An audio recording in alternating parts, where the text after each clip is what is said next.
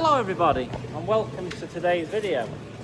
I'm sorry if I sound like a broken record, but today is the 1st of December, which means another milk price cut today. So we have gone from 34p a litre as of yesterday to 31p a litre today, which, well, it's a bloody hit really.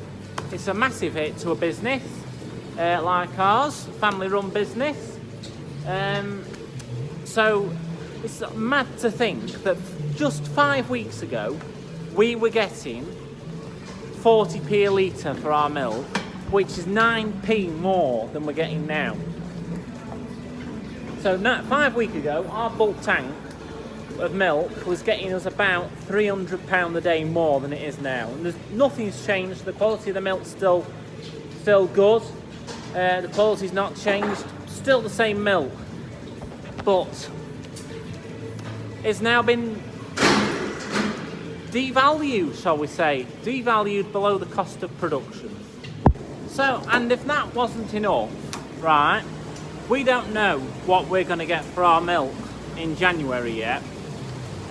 So we won't know that until just before Christmas. So that'd be a nice Christmas present, a reduction in the price of milk, which is highly likely at the moment. You know, I'm not holding out much hope that it won't drop any more. But another big blow is that on the 1st of January, our dairy that we sell our milk to, just multitasking by spraying at the same time, we want 83% of our milk as of the 1st of January. So they want us to cut production by about 17%. They've obviously got someone that's actually worked that out for them, because they won't have just dreamt 17% up from nowhere. But anything we produce over 83% of our our daily milk production will be sold on the spot market price, which is currently, at the minute, I'm sure it's about 14 or 16p. So we're on a loss leader from that. So we're going to have to make some big business decisions soon, and most probably going to have to get rid of some cows, because we can't afford to produce milk at B price or spot price, which will be about, I don't think they really know, but it'll be somewhere around 14p, 14 to 16p. It's less than 20 anyway. So when the cost of producing milk is around 44p a litre, around the 40p a litre mark, and then you're getting less than 20 for it, you can't carry on you can't afford to run a business like that. Well, you can't afford to run a business on a loss-making, when you're selling the product for a loss-making price.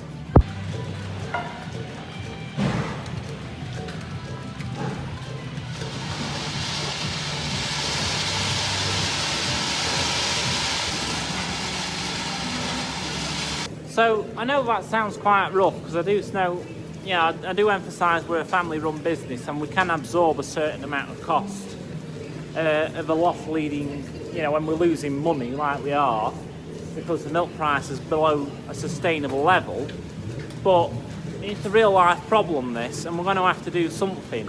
And quite frankly, I don't think it's right, because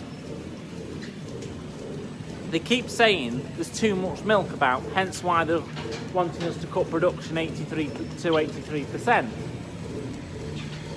When actually our own business, dairy farm business, actually isn't producing any more milk than we were this time last year. So, and there'll be many other farmers out there in the same situation as we are, and it's just wrong that we're being penalised for it, if that makes sense. We're having to take the brunt of the blame for it, when in fact it's other farmers out there that have upped production, that our dairy should have said no, they don't want the milk now. They should have put the foot down and said no, they should penalise them that are overproducing the milk, not a small family business like ours that's done nothing wrong.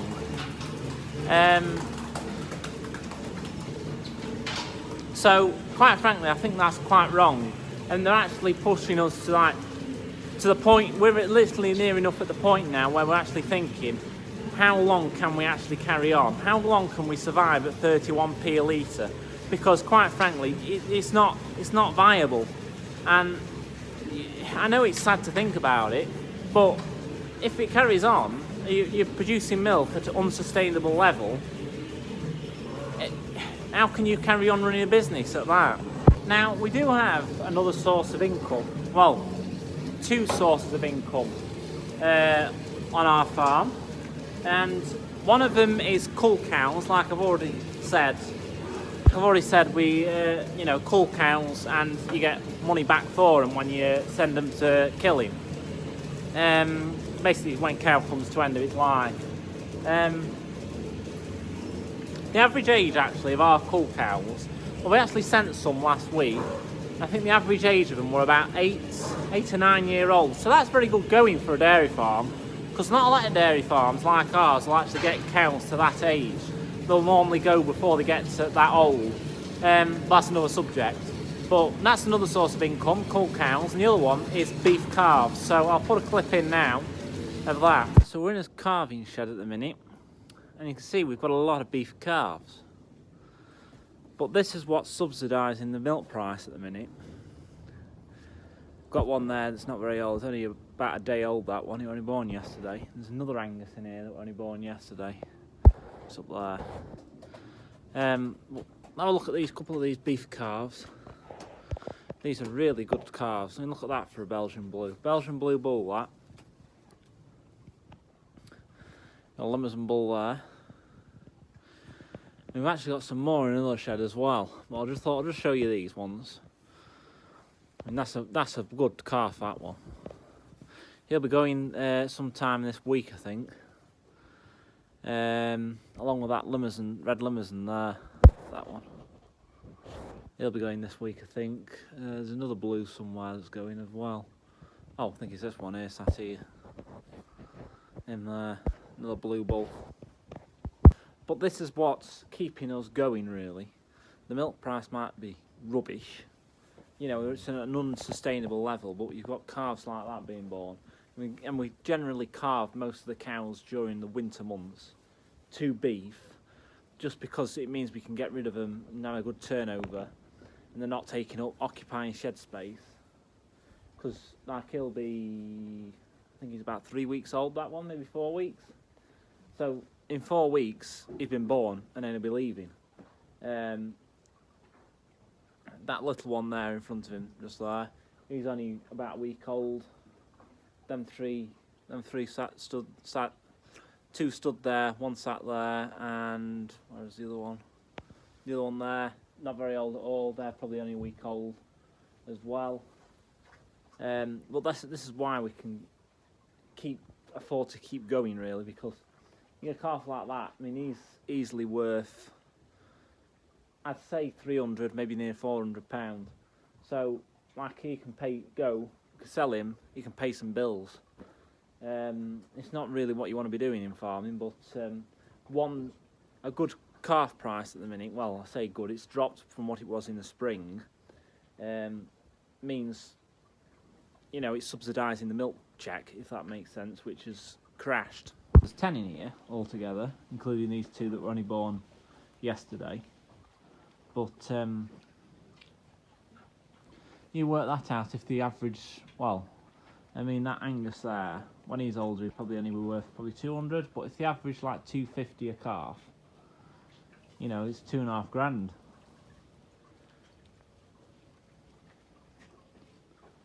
But I mean, he's having his dinner there. But at the same time, don't think farmers are made of money here. You think, oh well, you carve 10 cows, and you carve 10 cows to beef, and you get 10 beef calves, you get £2.5 grand. That's not the case. I've had 3 die recently, 3 calves die recently in the last week. We've gone like a couple of weeks without having anything get poorly or die, and then all of a sudden you've lost 3. No, actually, there's 4. We've lost 4. One was premature, massively premature. He's like 6 weeks premature. Nothing I can really do about that. It lived for like 2 days and then died. And literally, we're only the size of a lamb.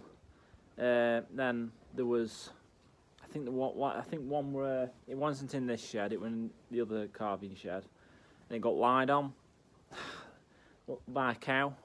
Nothing I could really do to prevent that. It's just one of them things, really. And then the other 2, I've been doing quite well with scour, really, but then the other 2 have had scour and died.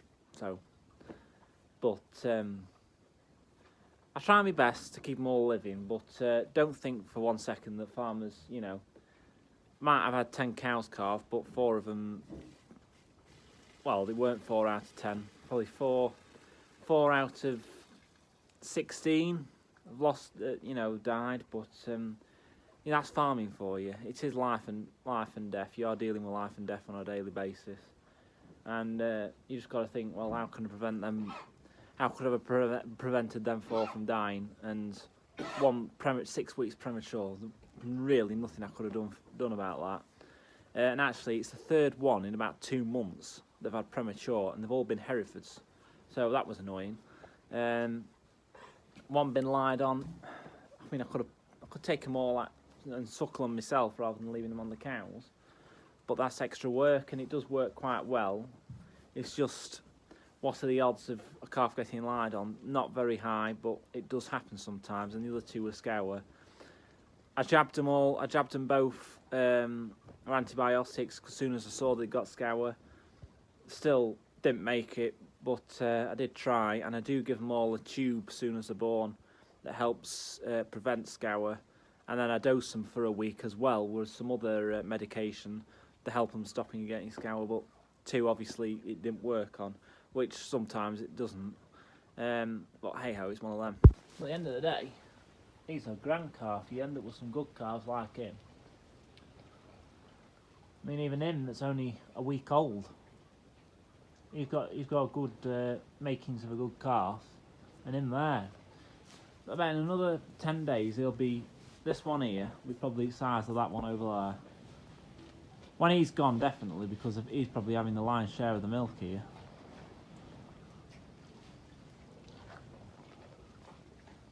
Hey, you're a pretty one and all. But like I said, I just wanted to show you this so you can see that actually having beef calves, even though we're not rearing them, we're selling them when they're about 4 or 5 weeks old at the oldest. They're subsidising the milk price, which has gone down the pan.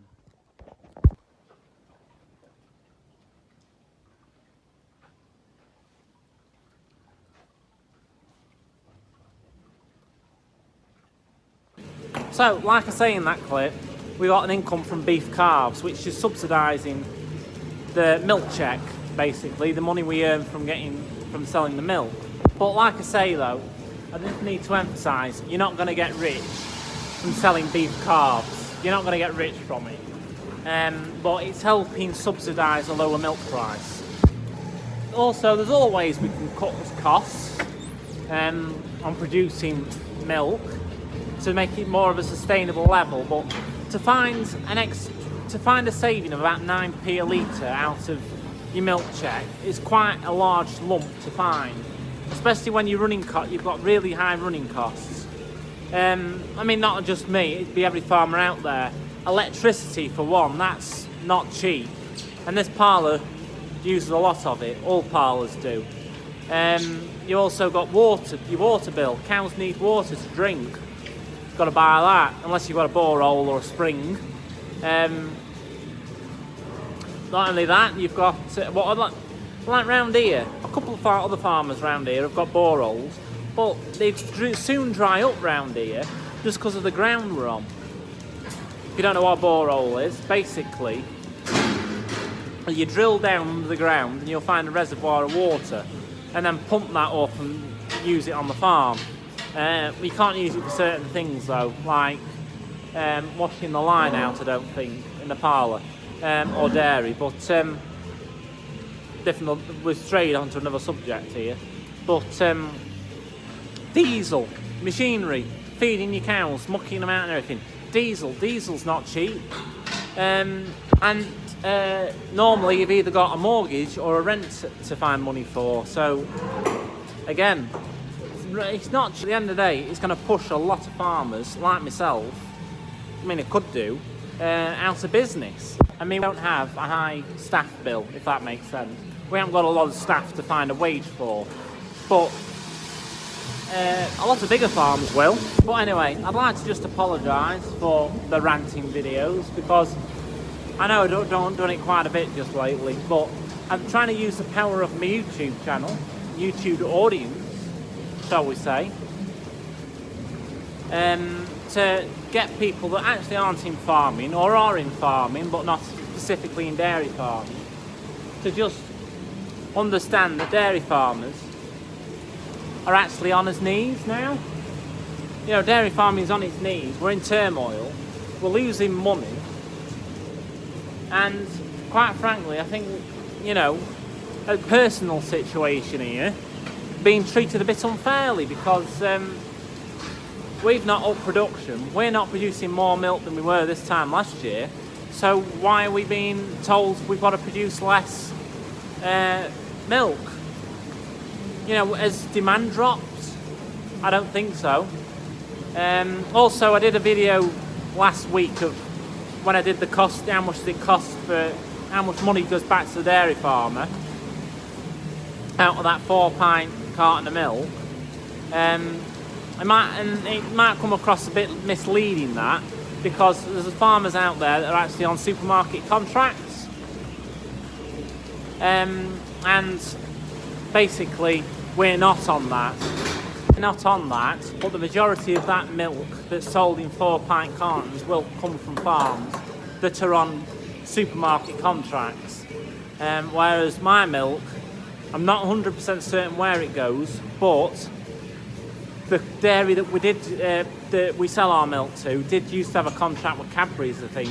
So Cadbury's dairy milk chocolate bars, I think my milk might go into that, but it's harder to break down the cost of a chocolate bar and say how much is going back to the dairy farmer from that, when there's so many other ingredients in that other than milk. But anyway, enough of me ranting. Hopefully you've enjoyed it. If you have, please get a thumbs up, subscribe below, and I'm sorry, you know, if you want to put a comment below, that's fair enough if you're fed up with the ranting. But I'm just trying to get across, actually, we're in a loss-making business now, selling a product for loss-making money. We're losing money out of it, and it's all because we're told there's an overproduction, when actually our personal business hasn't overproduced milk. We're producing the same amount of milk as last year, so demand hasn't changed that much, surely. But anyway, enough of me ranting. Like I say, I'll see you all in my next one. I'll see you. Bye. A good way of looking at it would be that if you had a business, well, if you went out to work and you were earning £200 a week, but your cost of living was £150 a week, and then all of a sudden your work, whoever you work for, your employer, told you that from now on you were only going to get £120 a week, but it's costing you £150 a week, your cost of living, you wouldn't stay in that job very long, if that makes sense. If that's one way of putting it, really.